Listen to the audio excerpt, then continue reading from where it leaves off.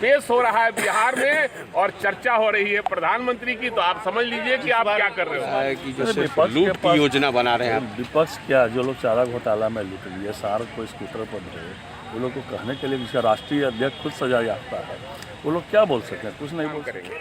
अगर सरकार सही माने में जवाब देना चाहती है तो जवाब दे, कार्रवाई करे। अगर नहीं करती है तो सदन में निश्चित रूप से हम हंगामा करने का काम करेंगे। कल बजट पेश हुआ है और बजट पेश होने के बाद नेता प्रतिपक्ष तेजस्वी यादव ने जमकर सरकार पर हमला बोला।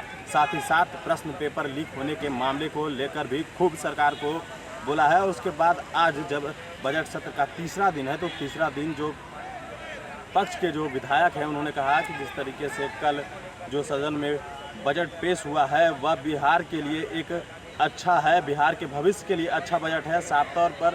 और उसके बाद जिस तरीके से आज की कार्रवाई होनी है तो उन्होंने कहा कि मिथिला में जो पढ़ाई होती है, मिथिलांचल में जो पढ़ाई होती है मिथिला की, वो भी आज सदन में इस बात को रखा जाएगा कि प्रथम वर्ग से जो पढ़ाई होनी चाहिए मिथिला की वो बिहार में भी होनी चाहिए। और जिस तरीके से बात कर ले कि जो राजद के प्रमुख प्रवक्ता भाई वीरेंद्र, उन्होंने भी कहा कि जिस तरीके से कल बजट पेश हुआ है वह सरकार ने बिहार को खोखले करने के लिए इस बजट को पेश किया है। और कल बिहार में हो रहा था पेश बजट, लेकिन गुणगान गाए जा रहे थे प्रधानमंत्री नरेंद्र मोदी के।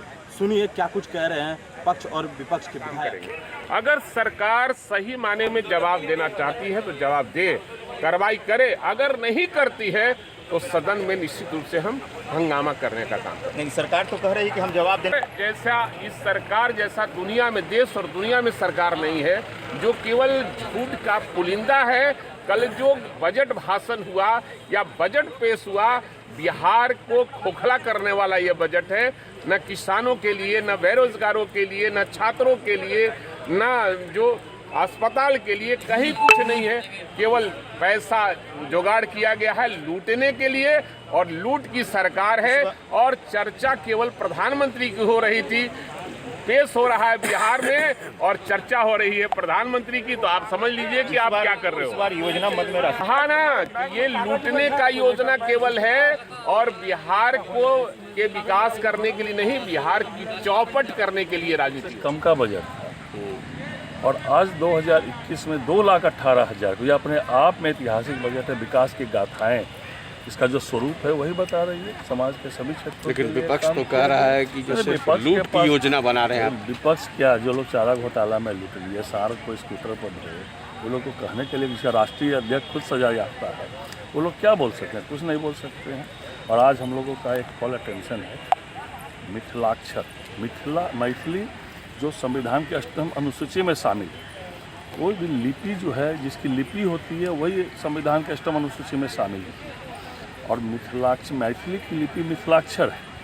और जिन जिन राज्यों में जो भी भाषाओं को 8वीं अनुसूची में शामिल किया गया, चाहे आसाम का असमिया, तमिल, मलयालम, इवन की नेपाली, उन सब की प्राथमिक शिक्षा में पढ़ाई होती है, मध्य विद्यालय में पढ़ाई होती है। तो हमारी मांग है कि इनको भी जो लिपि, मैथिली लिपि, जो कभी विद्यापति पर कितने ग्रंथ लिखे, कितने लोग लिखे, भावनात्मक लगाव है लोगों का।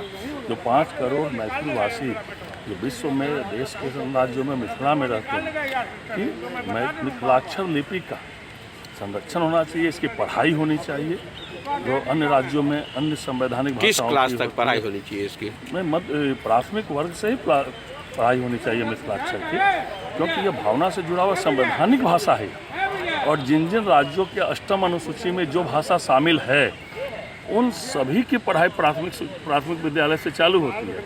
और पूर्व में जब यह संवैधानिक में 8वीं अनुसूची में नहीं शामिल थी, तो भी बिहार में मैट्रिक में, इंटर में हम लोग जब पढ़ा करते थे उस समय इसकी पढ़ाई होती थी।